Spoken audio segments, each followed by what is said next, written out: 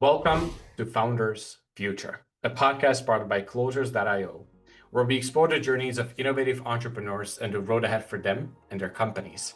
I'm your host, Milan Kohut, and in each episode, we uncover the stories behind impactful ventures, the challenges faced, the lessons learned, and the strategies fueling future growth. Today, I'm absolutely thrilled to be joined by Marta Coric, an online small business strategist and certified mindset coach who guides coaches and consultants to 10K months, recurring income, and course launches without burnout. She draws from 50 plus courses in coaching, marketing, and sales to craft personalized, block removing strategies that match each client's unique path to premium pricing and enjoyable work. Her approach skips cookie cutter tactics and instead focuses on aligning business with personal passion, transforming what clients would do for free into premium price scalable revenue. With that being said, Marta, let me officially welcome you to Founders Future. Thank you so much, Milan. I'm really happy to be here and share my experience with the other entrepreneurs out there. Oh, absolutely. This is going to be a great conversation, though. Thank you so much for taking the time, being a part of our journey as well. Now, we're going to jump right into it. We're not going to waste any time. And what I love to do with every single one of my guests is a bit of traveling back in time. Meaning, what were you doing before having this company? What were you doing before? And then eventually, what was the motivation to really start a business? Yeah, thank you. So I was actually a scientist before starting this company. Well, I don't have a company, I'm a solopreneur. But yeah, I was a medical scientist. I was working on my doctorate degree in cancer research and just did a little bit more work in science before I moved to Spain because I met my husband. He's Spanish, so we decided to move to Spain. And here I was working in a biotech company, and I became pregnant. So because that scientific work and working in that company was kind of like a lot of work, I knew I would have to be working 8 to 12 hours a day, sometimes weekends. It's quite hard to work in science. And I knew I wanted to spend more time with my family, with my daughter when she was born. So I was looking for ways to actually work for myself and to create something that would give me more time and still have that income and still continue working because I knew I didn't want to just be a stay-at-home mom. So I started my company doing websites. It's just something I learned on my own, and it felt like easy enough thing to do and to get some ball rolling. And I was doing some done for you websites, but then when my daughter was actually born, I realized that I didn't have the time. She was really demanding and I was really tired. So I was immediately looking at how can I turn this into less work but still do something. And I came across like group programs, courses, and so on. So I started my group program to teach other people how to do websites on their own. And for my first group, that group I did for free. No one got to the end result. So it was kind of a failure. So I invested a lot in learning actually how to run the group so that people get results, so that I can actually sell them and have some testimonials and stuff. So the next time I did launch, I did charge for it, and then 100% of people got to their website. And in the meantime, I was coached. I really saw how coaching was so impactful on me, and being in other coaching groups as well. So I've done coaching certification. I've done a certification on how to launch courses.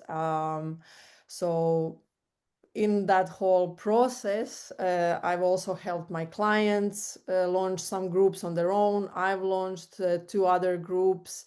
And this is when I started realizing that I'm really good at launching groups without having a big audience, without having exhausting launches, and helping people do the same. And this is when I actually specialized in just helping people how to create a group offer and pre-sell it before they create it. So this is what I do at the moment. I have my group offer where I help other service providers or coaches to take what they do one-to-one and package it into a group that they can charge higher for, and then they can have a bit more clients but spend less time in actually helping those clients, so they can free up their time, just as I wanted when I started this. Absolutely. I love how this was evolving along the way. You're basically just looking for answers to your own questions. And it somehow got to this point, though. But let me tell you one thing. The industry, when it comes to consultants and coaches, it's absolutely booming in the past few years. So this is an incredible, incredible project, at least from my perspective. I know there's thousands, literally thousands of people who might use your help and that would be beneficial to them. So I love the potential here, though. Now, when it comes to the clientele, we're going to dive in a little bit deeper into this because even my introduction gave us a little sneak peek in terms of who it is that you're looking to help. But let's also dive deeper into that because obviously every single business owner, entrepreneur, you got to go through the process of really deciding who is it that I want to work with, who is like the absolute ideal customer for me or a client, right? So this is one thing that I really want to bring some clarity on in terms of our listeners.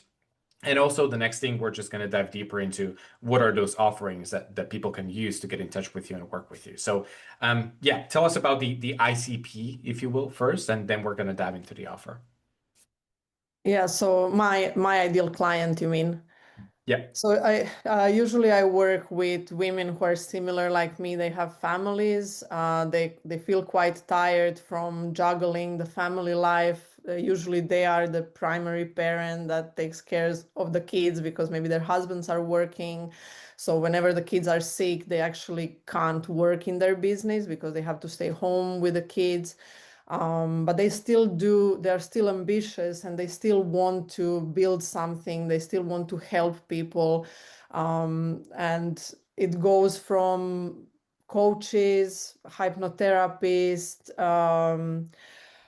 social media and branding experts, website experts. I've helped actually one guy who created a group about psychedelics, how to microdose.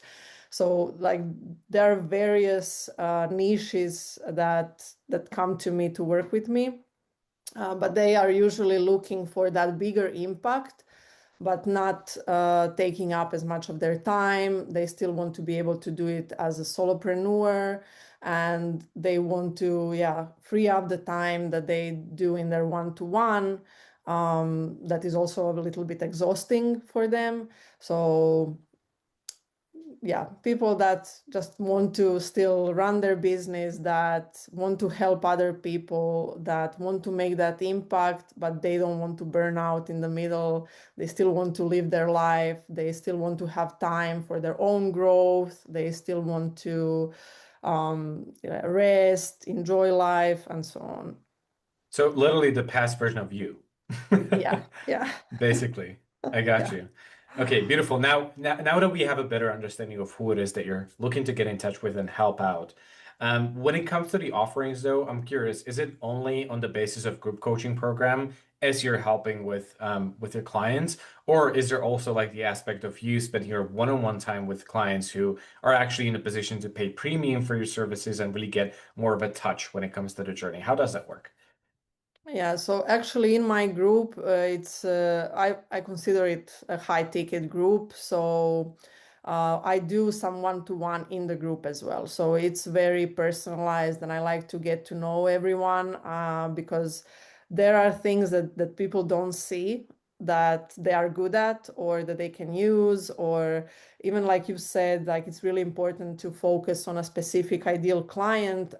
Even that distinction between two different ideal clients can make the difference between them being able to charge 5,000 for their group or being able to charge 500. So I always work with people on a very personal level because I can kind of see that with some questions, it's not everyone is completely different. Everyone is so unique. So I dig deep with them so that they realize actually in which direction it's the best way to go. And then since it is kind of a hybrid one-to-one group, once they finish the group, which is 3 months, and they launch their first group, I have an option for them to continue working with me one-to-one. So if they want to then scale that group, launch the second round, third round, maybe make it into a course, then we can go into the one-to-one. But I'm not usually taking a lot of one-to-one clients because of that time and energy, and because I put a lot in my group as it is. So there are just a few one-to-one spots that I have, and mostly group. And I am planning to take everything that I do in a group with my clients and put it actually in a self-paced course, so that people that cannot afford the group can see everything, all the process that I take my clients through, and they can go through it on their own, and then pre-sell their first group without being in my group. So that's I love this. in the work. Yeah. Yeah, because considering the clientele, though, like one thing that I always say is that you're never going to be in a position where you can accommodate everybody who's reaching out to you. Like, not everyone is actually in a position to invest in you as their coach or in themselves for that matter, right? So, obviously, having something that is going to be lower or mid-ticket, perhaps, which is going to be self-paced, that's going to be a huge benefit. And I also love the fact that this is a hybrid, though, because they're still getting your one-on-one attention, which is really allowing you to dig deeper into their particular case, but also still getting all of the benefits of like being a part of something that is just bigger than myself. And I see all of those people who are trying to achieve the same thing. We can inspire each other. It's just a great thing. So I love to see that. Now, Marta, obviously, like one of the key components of making something like this happen is having a good client acquisition system in place. So I also want to talk about the back end side of the business and what's happening there. And more specifically, like when you think about your marketing strategy, what's happening on that front, or maybe specifically generating leads for yourself to make all of this even possible? Hmm. And this is a really nice question, and I love talking about this because I take like a really different approach from a lot of other people that are online and talking about launches. And I think this is what makes me kind of unique in that space, because when I've started, I kind of didn't have any social media, and I just got clients through relationships that I've built one by one. And that kind of way was really easy for me. And then at some point, I started seeing all of that advice online about being visible on social media, posting all the time, all of the like how you're supposed to post, what you're supposed to post, all the tactics, algorithms, and all of that. And I went into that direction. I've spent a lot of money trying to figure out that direction, but it was so exhausting. And I totally burned out, and I sucked at it. And I just saw that like that way was not the way for me at that point. And I went back to how I did things in the beginning when I didn't have any social media, any audience, and I somehow managed to fill a group in a really easy way by just having conversations with people. And this is actually how I developed that process of pre-selling, and helping other people who don't have a big social media presence, who like some of my clients don't even have social media and they fill their first group. So what I do is find where my ideal clients are. So that can be, either in my audience, even if it's like 100 followers on social media, it can be there. It can be in other people's groups. It can be around you. So some of my clients just message people around them and ask around that, like around their network. I do summits and giveaways where I give away like a freebie that is connected with my group, and this is how I then know someone is interested in doing groups. So just finding where those ideal clients, where the people that would want to be interested in what I'm doing are online. It doesn't need to be in my audience. And just whoever raises their hand that they are interested, I see them as an individual and I put my effort on that one person. And I've Mhm. seen that work really well. Instead of focusing on, I need to get a million views and then someone will sign up with me, I actually take effort with every single person that I see is interested in what I'm doing. By them raising their hand, saying, engaging with some of my posts, or yeah, downloading some of my freebies. And I teach my clients to do as well that and just build a normal relationship. And then those kind of relationships go into becoming a client quite easily. Because I've also tried like master classes, challenges, all of those things, but it requires you to have a huge pool of people to get maybe 1 to 2% of them converted without any interaction, actual personal interaction. Whereas when you do have personal interaction with people, I've had from 30 to 70% conversions in that way. Mhm. And same with my clients. And it's actually been so much easier than trying to, post every day and be active and or do all the engagement stuff and all of that. Yeah, I mean, listen, I'm always like the advocate for people actually playing on their strengths. So if I know with 100% confidence that this is something that just suits me better, then that's what I should do. So I don't really see anything bad about that strategy though. But I'm very curious because with you, as you started talking about it, you mentioned, well, this is quite unique in comparison to the majority of people in my industry. You're right. It is different. It is unique. Obviously, the majority of people in your industry are trying to make it happen purely through social media. Now, when you say that you spend a lot of money in terms of like figuring out how to leverage on this potential of social media, are you referring to like building out your profiles organically and grow the audience that way? Or are you talking about running paid ads and that wasn't successful? Or what did you have in mind specifically? So just taking courses from the names like social media coaches and stuff like that, having a coach, having like 2, 3 coaches that were social media, like talking about social media and how to convert people on social media. So I think this is where I spend the most money, like paying coaches to actually work with me one-to-one, and still it didn't work out. And I've spent probably around 30, 40,000 euros on coaches and courses.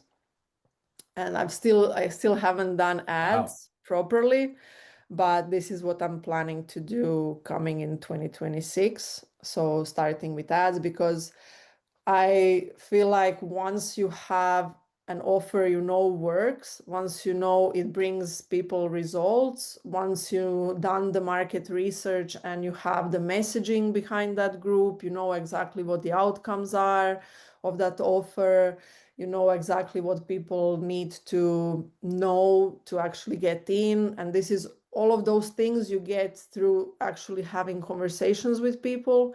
And I've done a lot of those. So once I have this now, I think things can be put in place to run ads, because I feel like if you don't have that good offer, like really good offer, that you know people will already pay you for, that you know you can get them results, going into ads, I feel like it doesn't make sense because It I doesn't. think you're just spending money and you don't even Yeah. know if it's going to work or not. Yeah, So without it, it definitely doesn't make sense though, because I always say when it comes to this, and to be fair, it's not really like solely about the offer. It's more about the way that you can position yourself in the market and really make sure that you have the kind of clarity that allows you to really speak those clients like language directly, right? So it's like a different way that you have to take in terms of presenting the offer so that you actually get in front of the right people, do it at the right time so that you can actually convert them. So 100% agreed on what you just said. And also, I gotta say, hats off to you for like keeping a healthy perspective when it comes to social media, because that's why I was curious whether you're talking about organic strategies or whether you're talking about ads, because when it comes to your type of offer, you can absolutely crush it with ads. I'm pretty certain of that. It's just going to be dependent on like what sort of strategies you go for. But when it comes to like organic, now that's a different conversation though. Obviously, this can definitely help. This can definitely grow. It's just a slow drip when it comes to organic, right? It literally takes years for the majority of people. So I completely get that. Now, Marta, obviously you're talking about launching some ads next year.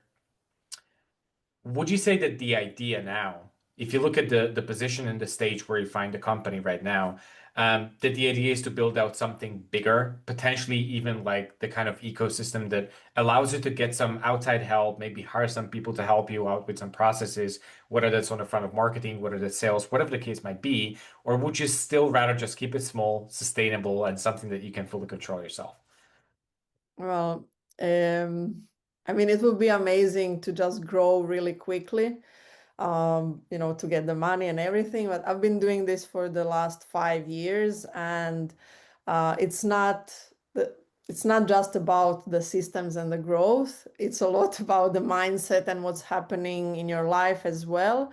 And for a lot of solopreneurs, moms like me, there are things that might happen in your life. Like I've had a really good first 3 4 years, and then last year for me was really difficult because of some of personal things that happened to me, and everything just went down, and I had to take some time off. And I know that for a lot of people things like that happen in the back end. So now, like, just to be honest, I'm more like afraid that some things might happen, um, that I'm afraid to dream that big at the moment. So I feel like now I need to build up that confidence again, have some really good foundations and systems that I know that I'm not required as much in the whole process of running the business and everything. So I think next year for me is more about that, about creating this group so that it runs a lot on autopilot, so that I have a lot of things there, so that my clients don't necessarily need me that much. That course that I'm creating, learning how to get the first sales for that course, and then eventually scaling that, but that wouldn't require me to be there. So this is where I see the future at some point. But yeah, I think um, it would be really nice, yeah, to scale all of that and to go there. But there is also a lot of mindset stuff that I have to work on in the background as well, to get to that point where it feels safe to have all of that, if Yeah, that makes absolutely, sense. though. It makes a lot of sense, though. I was just about to say, I really appreciate you keeping it real with me and the audience here. To be honest, it's quite easy to come onto a show like this and put yourself in a position like, yeah, I'm amazing. I have it all figured out. There's nothing that I need to overcome in terms of challenges or anything like that. But this is the reality, though. This is what true entrepreneurship looks like. So, I always say that the business journey is never linear. There's always going to be something that you need to overcome, and this is one of those things. For some people, it's just imposter syndrome and not really having that much confidence in yourself as a coach. For some people like you, there have been some struggles in the past. What if that happens again? Yada yada yada, right? So there's always a lot that comes into the equation. So I completely understand, but I would agree though. It's definitely about like you just being smarter with the strategies and operations that you have in place to still kind of like allow you to grow the company and grow the revenue and grow the impact, but at the same time, still have the kind of freedom that you had in mind when you originally started with all of this, right? So, um, I love that. Beautiful. Yeah. Now, Marta, And if yeah, can I just yeah, add that, absolutely. a lot of times online it's like you are successful only if you have like more and more money every year, but some people actually just have different values. So also knowing that you don't need to feel successful only if you're following everyone else's success, that if for you it feels like at this time in my life I just want to have like extra time to be with my family or extra time to take care of something else or to rest or to nurture myself or something like that, that's also success. And that can, like, if that's how it wants to look like for you, then just be okay with that. And yeah, just like not feel like a failure if your success looks different than someone else's success. So just want to Absolutely. say that for other, because I know I've always compared myself to all of the like big successes, and it was really hard to take a step back this year, and not feel like quitting and wanting to just, throw in the towel and go find a job because things were not working or it was harder than other years. So yeah, just to say that it can look different for everyone. Yeah, you just reminded me of one quote that I'm trying to like constantly remind myself with that goes like comparison is the thief of joy. And it's like the more you think about it is very, very true. And this is relevant for like every single aspect of our lives. So absolutely, I would agree. It's important for you to stay aligned with yourself, setting your own goals, your own standards, because otherwise you're just going to burn out. That's what happens in reality. So Yeah. I completely double you on that. Now, Marta, before we wrap it up, I'm going to ask you one last question. This is actually one of my favorite ever, but considering you've been in the industry for several years now, looking back at your journey, if you could maybe speak to yourself and in the past, like at the very, very beginning of your journey as an entrepreneur, what would be the best piece of advice that you would give yourself? Oof. There's so many things. But Yep. I would say things don't need to be perfect to go and do them. Um, you already have something that someone else would pay for and hire, and work on your mindset. I feel like a lot of the beginning, I was chasing strategies and investing in strategies, whereas my mindset was the thing that was stopping me. And whenever I worked on my mindset, it was like a 10x um, gain from Yep. that work. So yeah, I think believe in yourself. Don't wait until it's perfect. Take small action and just do it. Absolutely. Though. I was considering I'm going to drop another quote in terms of perfectionism, but I'm going to keep that for the next time, though. No, I'm just kidding. I love to finish on a little bit of wisdom, so I really appreciate you sharing your thoughts on that. At this point, Marta, I'm just going to say thank you so much for taking the time today, sharing this lovely journey with me and our audience. I really appreciate your time. Now, if anybody from the listeners would like to get in touch with you and perhaps one day even work with you, how to go about it? Yeah, I think the best way is to contact me on Instagram. So it's Marta Coric all together, on Instagram. I also have a YouTube channel, which I haven't been active on in the last year and a half, but there are a lot of videos there talking about group offers. And if anyone just want to see a little bit about how I approach things, they can check it out there as well. Beautiful. Thank you again. It was a pleasure to have you on. Thank you so much, Milan. It was really nice to be here. Pleasure. Love it. Now, to our listeners, if today's conversation inspired you as well, make sure to subscribe to Founders Future on your favorite platform. And also, if you're a business owner, more specifically a consultant or a coach, or you have an agency and you're trying to scale the business and really enhance both your sales and marketing efforts, also visit closers.io, get in touch with our team, and discover how exactly we scaled our company from zero to over 30 million per year in less than 3 years. Until then, keep on crushing it, and I'll see you on the next one.